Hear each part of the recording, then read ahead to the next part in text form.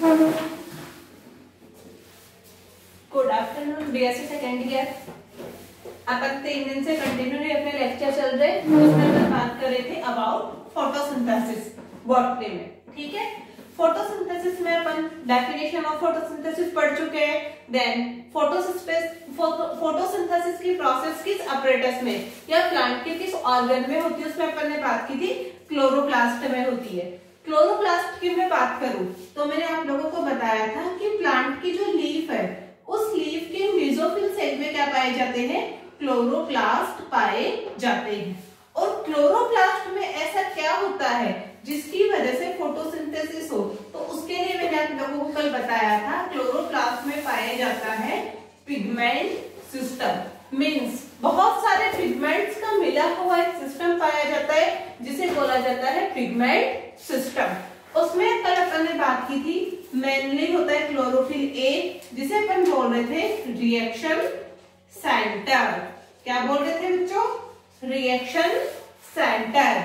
Then accessory pigment भी थे जो थे chlorophyll b, xanthophyll and carotenoid. इसके अलावा भी और भी बहुत सारे पिगमेंट होते हैं क्लोरोफिल वाले, chlorophyll C, chlorophyll D, chlorophyll E, वो सब अलग किंगडम में पाए जाते हैं। मेनली प्लांट्स में अपन को ये कि पिगमेंट देखने को मिलते हैं। और ये पिगमेंट किस टाइप से फोटोसिंथेसिस करते हैं, इस वे में अपन आज बात करते हैं। ठीक है, तो कल मैंने आप लोगों को एक चीज बताई थी कि इमर्सन नाम के एक साइंटिस्ट थे। कौन थे, इमर्सन नाम के साइंटिस्ट। और उन्होंने अपना एक्सपेरिमेंट किया, देन एक कंक्लूजन निकाला था कि प्लांट के पास 2 टाइप के फोटो सिस्टम पाए जाते हैं। इमर्सन वाला एक्सपेरिमेंट कौन सा था, रेड ड्रॉप इफेक्ट। उसके बेसिस पे उन्होंने क्या कंक्लूजन निकाला था, प्लांट के पास 2 टाइप के फोटो सिस्टम पाए जाते हैं। कौन कौन से, photo system first and photo system second. ये अपन ने कल भी बात की थी, याद आया कुछ? जो लास्ट वीडियो है किसी को समझ में नहीं आए तो लास्ट वीडियो को एक बार फिर से रिपीट करके देख लेना, आप लोगों को समझ आ जाएगा। I think photo system first and photo system second, ये कंक्लूजन निकाला था उन्होंने लाइट की वेवलेंथ के बेसिस पे। इसी पे उन्होंने बोला कि फोटो सिस्टम फर्स्ट है वो हाई वेवलेंथ पे काम करता है। देन यहाँ पे रिएक्शन सेंटर क्या हो जाएगा, P700। ठीक है, और ये लोअर वेवलेंथ पे काम करता है, देन यहाँ क्या आ जाएगा, P680। ये दोनों में डिफरेंस होता है, यानी फोटो सिस्टम फर्स्ट का रिएक्शन सेंटर होता है P700 and photo system second का रिएक्शन सेंटर होता है P680। इसके ये होते हैं लाइट हार्वेस्टिंग कॉम्प्लेक्स। क्या होते हैं, लाइट हार्वेस्टिंग कॉम्प्लेक्स। मींस ऐसे कॉम्प्लेक्स जो लाइट को हार्वेस्ट करने का काम मतलब है कलेक्ट करने का काम करते हैं। क्या करने का काम करते हैं, कलेक्ट करने का काम करते हैं, वो होते हैं लाइट हार्वेस्टिंग कॉम्प्लेक्स। इसके अलावा फोटो सिस्टम फर्स्ट के पास पाया जाता है लाइट हार्वेस्टिंग पिगमेंट। ये दोनों के पास सेम होते हैं, यहां भी आएगा LHP। इसके अलावा होते हैं लाइट हार्वेस्टिंग प्रोटीन, इसके पास भी आ जाएंगे लाइट हार्वेस्टिंग प्रोटीन। इतना समझ में आया?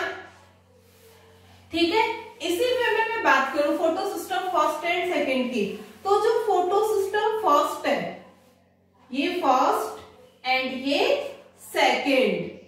ठीक है, जो फोटो सिस्टम फर्स्ट है वो स्ट्रोमा में भी पाया जाता है एंड ग्रेना में भी पाया जाता है।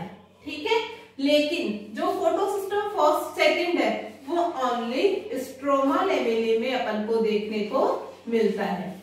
एक चीज और बताना चाहूंगी मैं आप लोगों को फोटो सिस्टम के बारे में, वो है एप्रेस्ड रीजन और नॉन एप्रेस्ड रीजन। अभी आपको समझ में नहीं आएगा, वो चीज अपन आगे बात करते हैं कि एप्रेस्ड रीजन क्या होता है और नॉन एप्रेस्ड रीजन क्या होता है। इतना तो आई थिंक आप लोगों को समझ में आया होगा कि फोटो सिस्टम फर्स्ट की रेंज क्या है और फोटो सिस्टम सेकंड की रेंज क्या है, ठीक है। मींस फोटोसिस्टम फर्स्ट कितनी रेंज पे काम करता है और फोटोसिस्टम सेकंड कितनी रेंज पे काम करता है, ठीक है। इसके अलावा एक चीज और याद रखिएगा अबाउट फोटोसिस्टम, वो ये है कि जो फोटोसिस्टम फर्स्ट है वो कहां मिलता है, आउटर मेम्ब्रेन ऑफ थाइलेकोइड में। कहां मिलेगा, आउटर मेम्ब्रेन ऑफ थाइलेकोइड में। मींस थाइलेकोइड की जो आउटर मेम्ब्रेन है यानी बाहरी जो मेम्ब्रेन है वहां पे क्या मिलेगा अपन को, फोटोसिस्टम फर्स्ट मिलेगा, ठीक है। अगर मैं इसी में बात करूंगी फोटोसिस्टम सेकंड की, तो जो फोटोसिस्टम सेकंड है वो मिलता है ल्यूमेन में। कहां मिलेगा, ल्यूमेन में, ठीक है। और एक चीज और मैंने बताई आप लोगों को यहाँ पे, ठीक है, about appressed region and non appressed region, वो बात अपन बाद में करेंगे। अभी आपको समझ में नहीं आएगा कि एप्रेस्ड रीजन क्या है, नॉन एप्रेस्ड रीजन क्या है, ठीक है। इसके अलावा, ठीक है, एप्रेस्ड नॉन एप्रेस्ड वाली बात अपन बाद में करेंगे। फर्स्ट है जो फोटोसिस्टम फर्स्ट है वो स्ट्रोमा और ग्रेना दोनों पे मिल रहा है, ठीक है। और जो फोटोसिस्टम सेकंड है, सॉरी, वो ओनली यहाँ पे ग्रेना लेमिनी में मिलेगा। कहाँ मिलेगा, ग्रेना लेमिनी में मिलेगा, और फर्स्ट है दोनों जगह मिलेगा। एक बार फिर से देखिएगा, फोटोसिस्टम फर्स्ट एंड सेकंड दो टाइप के सिस्टम पाए जाते हैं फोटोसिंथेसिस की प्रोसेस के लिए। फोटोसिस्टम फर्स्ट है वो हाई वेवलेंथ पे काम करता है, जहां पे लाइट हार्वेस्टिंग कॉम्प्लेक्स या रिएक्शन सेंटर होता है P700, और फोटोसिस्टम सेकंड है वो लो रेंज पे काम करता है। तो यहाँ पे जो लाइट हार्वेस्टिंग कॉम्प्लेक्स है या जो रिएक्शन सेंटर है वो होता है 680। फोटोसिस्टम फर्स्ट हो या सेकंड हो, दोनों में ही लाइट हार्वेस्टिंग पिगमेंट पाए जाते हैं, यानी ऐसे पिगमेंट पाए जाते हैं जो लाइट को हार्वेस्ट कर सके। इसके अलावा दोनों में ही लाइट को हार्वेस्ट करने वाले प्रोटीन पाए जाते हैं, ठीक है। अब ये मेन बात आ जाती है इनमें डिफरेंस की। जो फोटोसिस्टम फर्स्ट है वो स्ट्रोमा और ग्रेना दोनों लेमिनी में पाया जाता है, जबकि फोटोसिस्टम फर्स्ट है वो ओनली ग्रेना लेमिनी में देखने को मिलता है।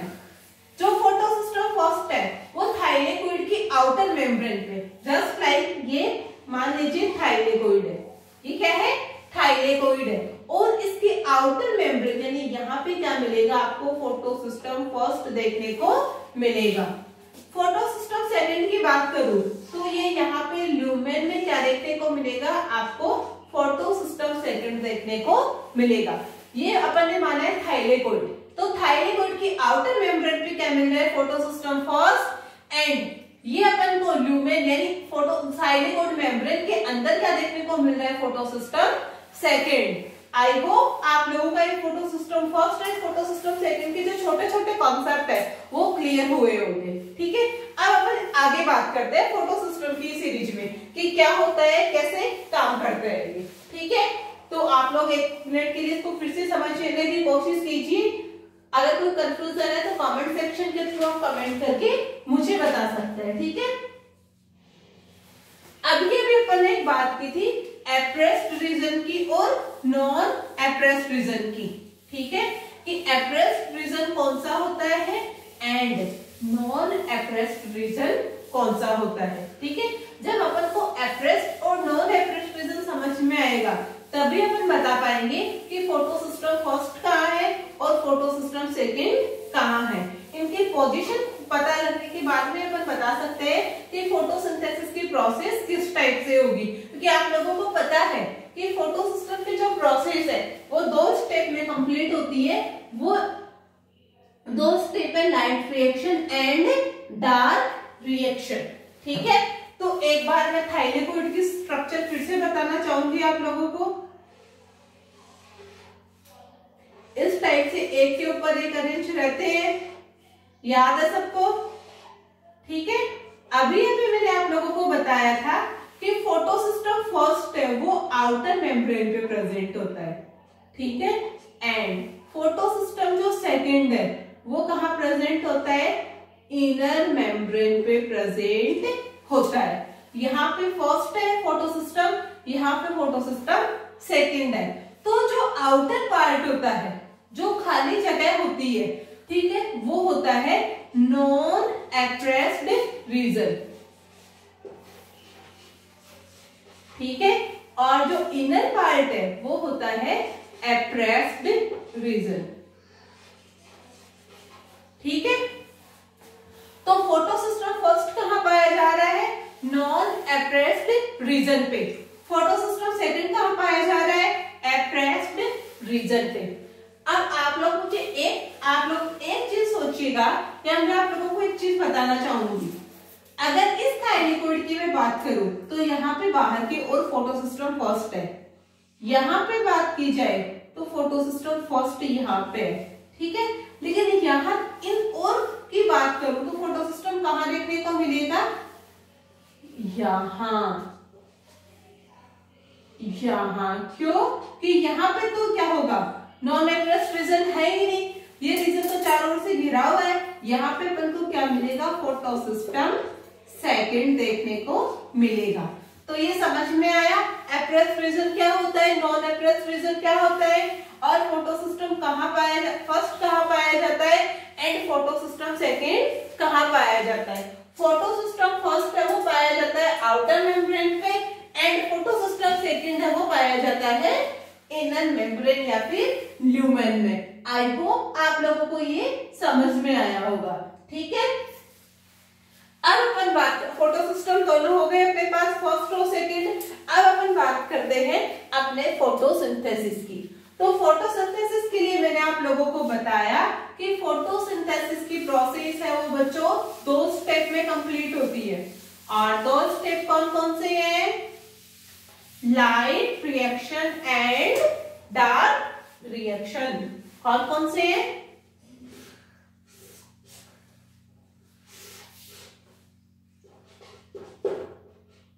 Light reaction and second is dark reaction. Light reaction का अपन को ऑलरेडी पता है कौन से पार्ट में होगी, ग्रेना। एंड डार्क रिएक्शन कहां होगी, स्ट्रोमा, ठीक है।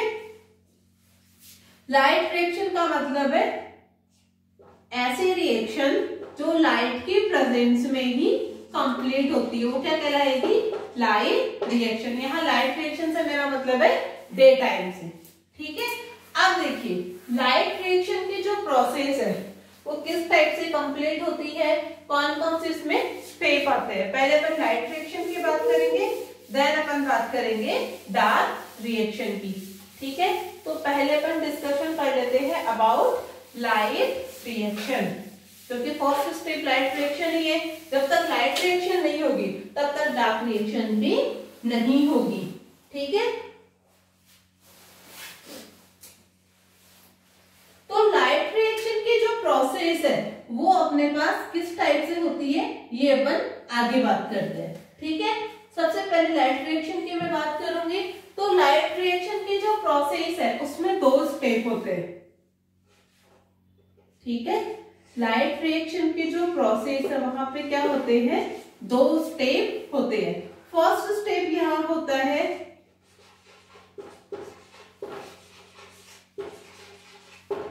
फोटोलाइसिस ऑफ वाटर, ठीक है। सेकेंड स्टेप यहां पे होता है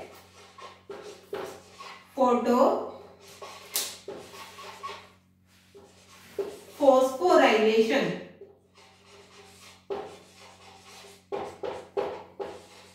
ठीक है। लाइट रिएक्शन की प्रोसेस 2 स्टेप में कंप्लीट होती है।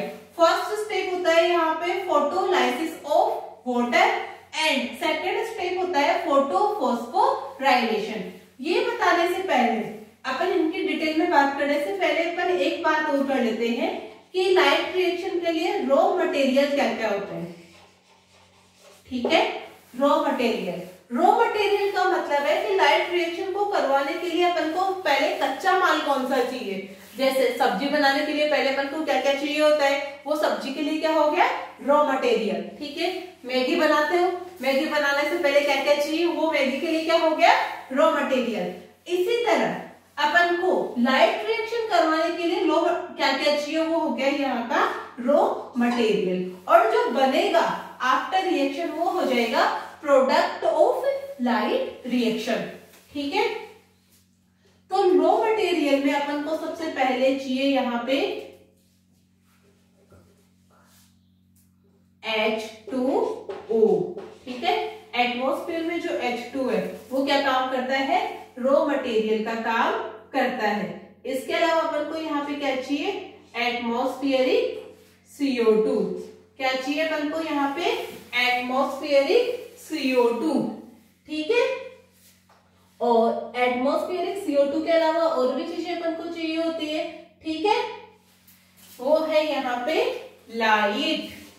क्या क्या चाहिए अपन को यहाँ पे, लाइट, CO2 एंड H2O। ये होते हैं इस प्रोसेस के लिए रॉ मटेरियल। ठीक है, तो अपन बात करते हैं ये रॉ मटेरियल किस टाइप से काम करते हैं और इनका क्या रोल रहता है कि अपनी ये प्रोसेस बिना किसी प्रॉब्लम के कंप्लीट हो सके। ठीक है, आगे देखिएगा,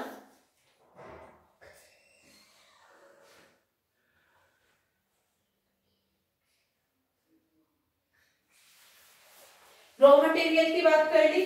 ठीक है, अब आगे देखिएगा क्या होता है।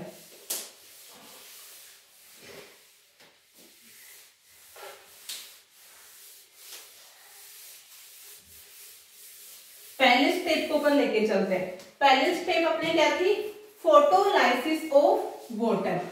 क्या थी, फोटोलाइसिस ऑफ वाटर। फोटो का मतलब यहाँ लाइट से है, लाइसिस का मतलब यहाँ टूटने से है या डिग्रेडेशन से है, ऑफ वाटर यानी वाटर का मॉलिक्यूल यहाँ पे ब्रेक डाउन होता है। ठीक है, इस प्रोसेस में अब होता किस टाइप से है ये अपन बात करते हैं। ठीक है, तो इसके लिए मैं आप लोगों को स्ट्रक्चर से समझाना चाहूंगी। ये अपना क्या है, थाइलेकोइड है। क्या है यहाँ पे, ये अपना थाइलेकोइड, क्योंकि मैंने आप लोगों को बताया था लाइट रिएक्शन कहाँ होती है, ग्रेना या थाइलेकोइड में होती है। ये यहाँ पे क्या है, फोटोसिस्टम फर्स्ट है, यहाँ पे अंदर क्या है, फोटोसिस्टम सेकेंड है। ठीक है, बाहर की ओर फोटोसिस्टम फर्स्ट है और अंदर की ओर क्या है, फोटोसिस्टम सेकेंड है। ये स्ट्रक्चर अपन बता रहे हैं थाइलेकोइड या ग्रेना की, क्योंकि फोटोसिंथेसिस की जो लाइट रिएक्शन है वो कहाँ होती है, थाइलेकोइड या ग्रेना में। यहाँ पे एक कॉम्प्लेक्स पाया जाता है, इस कॉम्प्लेक्स को बोला जाता है OEC। क्या बोला जाएगा इस कॉम्प्लेक्स को, OEC, ऑक्सीजन इवॉल्विंग कॉम्प्लेक्स। क्या बोलेंगे अपन इसे, ऑक्सीजन इवॉल्विंग कॉम्प्लेक्स। ठीक है, OEC। ठीक है, OEC का काम क्या होता है, ऑक्सीजन का इवेल्युएशन करना।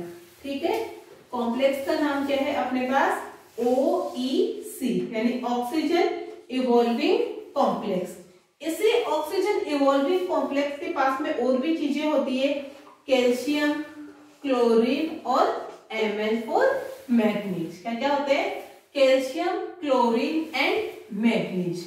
ठीक है, अब ये ऑक्सीजन इवॉल्विंग कॉम्प्लेक्स यहाँ करता क्या है। ठीक है, अपनी प्रोसेस क्या है, फोटोलाइसिस ऑफ वाटर, तो ऑफ कोर्स वाटर का फोटोलाइसिस करेगा, करता किस टाइप से है और क्या बनता है ये देखिएगा।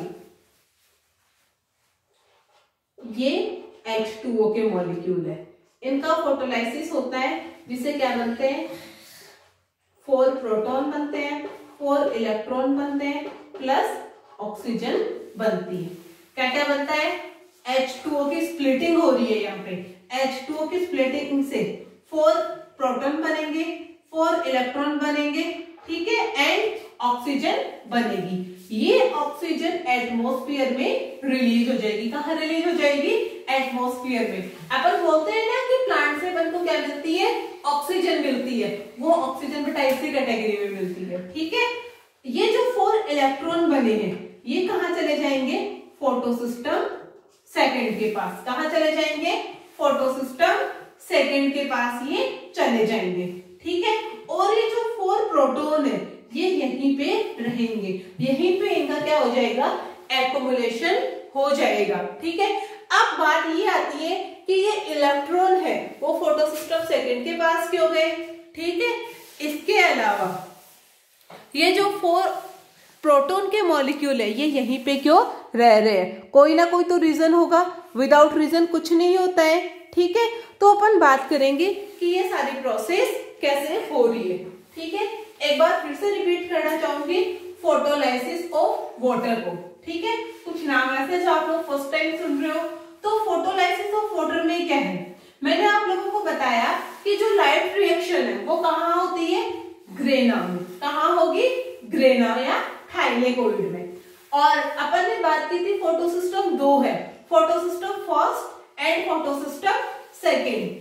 फोटोसिस्टम फर्स्ट है वो थाइलेकोइड मेम्ब्रेन में आउटर साइड पे प्रेजेंट होता है या आउटर मेम्ब्रेन में प्रेजेंट होता है, ये अपन ने रिप्रेजेंट कर रखा है। फोटोसिस्टम जो सेकंड है वो ल्यूमेन में प्रेजेंट होता है, ये अपन ने ल्यूमेन में शो कर रखा है। ठीक है, अब इस फोटोसिस्टम सेकंड के पास एक कॉम्प्लेक्स प्रेजेंट होता है, उस कॉम्प्लेक्स को बोला जाता है OEC। क्या बोला जाएगा, ऑक्सीजन इवॉल्विंग।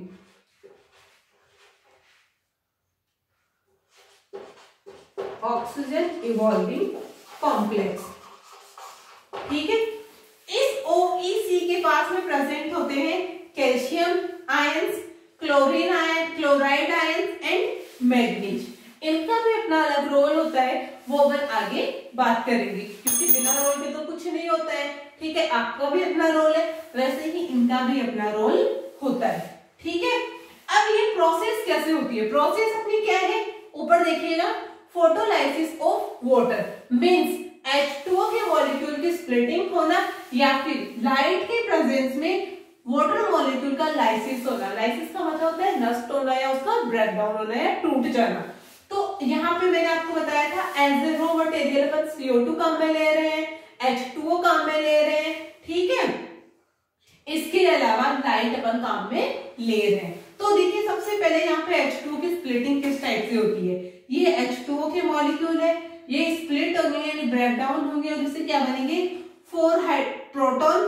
ठीक है, क्या बनेंगे, 4 प्रोटॉन, 4 इलेक्ट्रॉन एंड साथ में ऑक्सीजन बनेगी।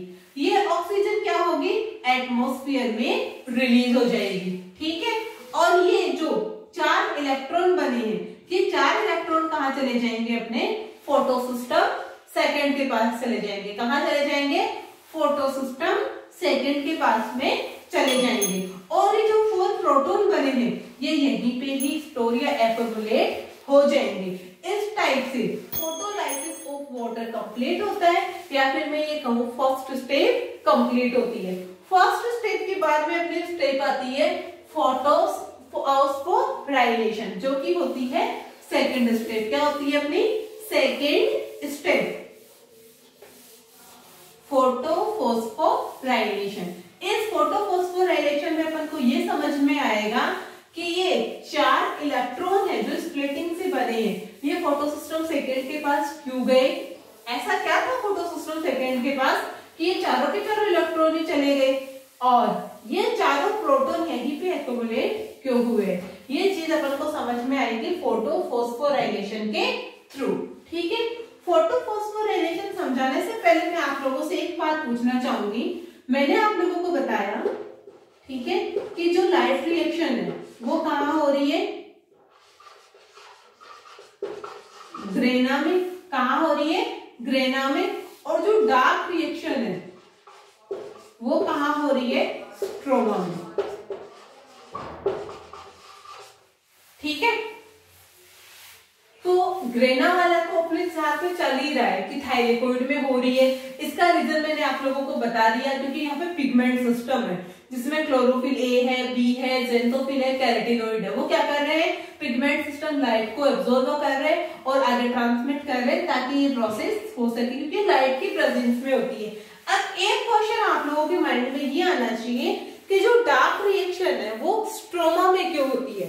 आखिर के स्ट्रोमा के पास ऐसा क्या है जिसकी वजह से जो डार्क रिएक्शन है वो स्ट्रोमा में कंप्लीट होती है। कुछ तो स्पेशल होगा स्ट्रोमा के पास, ठीक है, कि वहां पे डार्क रिएक्शन की प्रोसेस हो सके।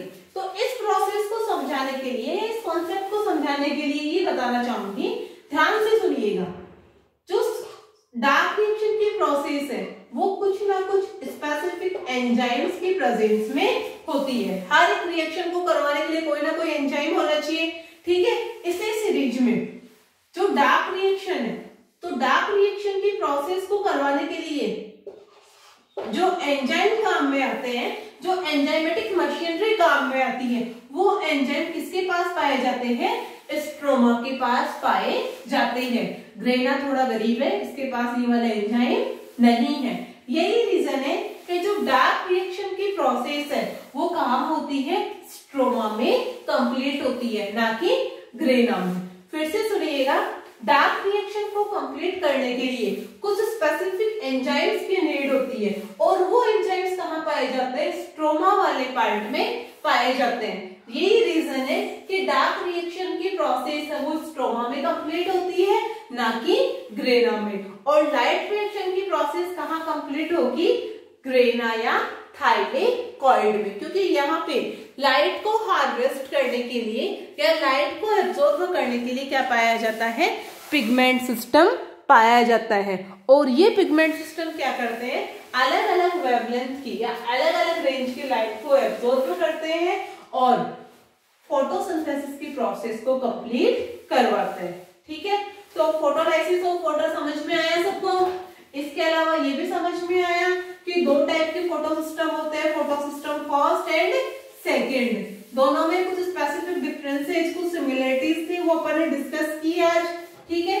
अब अपन बात करेंगे फोटो फॉस्फोराइलेशन की। और फोटो फॉस्फोराइलेशन की बात करने की जाए तो फोटो फॉस्फोराइलेशन की जो प्रोसेस है वो दो स्टेप में कंप्लीट होती है।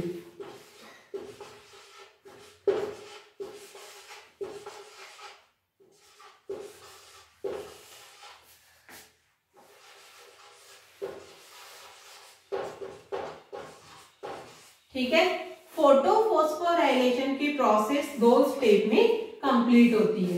एक स्टेप होती है साइक्लिक, ठीक है, और एक होता है नॉन साइक्लिक। यानी फोटो फॉस्फोराइलेशन दो टाइप का होता है, cyclic phosphorylation and non cyclic phosphorylation. इसमें साइक्लिक और नॉन साइक्लिक, जो नॉन साइक्लिक फॉस्फोराइलेशन है उसे बोला जाता है जेड स्कीम। क्या बोला जाएगा, जेड स्कीम। और ये किसने प्रपोज किया था, हिल एंड बेंडा। दो साइंटिस्ट थे, हिल एंड बेंडा, साइंटिस्ट का नेम याद रखिएगा, ठीक है। हिल एंड बेंडा दो साइंटिस्ट थे जिन्होंने जेड स्कीम या नॉन साइक्लिक फॉस्फोराइलेशन की डिस्कवरी की। और एक होता है साइक्लिक, ठीक है। नॉन साइक्लिक का जो अपन ग्राफ देखते हैं बनवाने के बाद में, तो वो उनको जेड शेप में दिखता है, देने से क्या बोला जाता है, जेड स्कीम बोला जाता है, ठीक है। अब अपन अपनी नेक्स्ट क्लास में बात करेंगे कि साइक्लिक वे कैसे चलता है, नॉन साइक्लिक वे कैसे चलता है, ठीक है। और उसी के साथ अपना फोटोफॉस्फोराइलेशन कंप्लीट हो जाएगा, ठीक है। और फोटोफॉस्फोराइलेशन कंप्लीट होने का मतलब है अपनी लाइट रिएक्शन कंप्लीट हो जाएगी। देन अपन बात करेंगे डार्क रिएक्शन की, जो कि लाइट रिएक्शन में बनने वाले प्रोडक्ट के ऊपर डिपेंड करती है। लाइट रिएक्शन में जो प्रोडक्ट बनेंगे वो आगे जाके किसको रेगुलेट करेंगे, डार्क रिएक्शन को रेगुलेट करेंगे। सो डार्क रिएक्शन किसके थ्रू रेगुलेट होगी, लाइट रिएक्शन के थ्रू, ठीक है। Thank you. आई होप आप लोगों को ये समझ में आया होगा। आगे किसी की कोई क्वेरी हो, कोई इश्यू हो, you can tell me through comment box. Okay, bye. Thank you.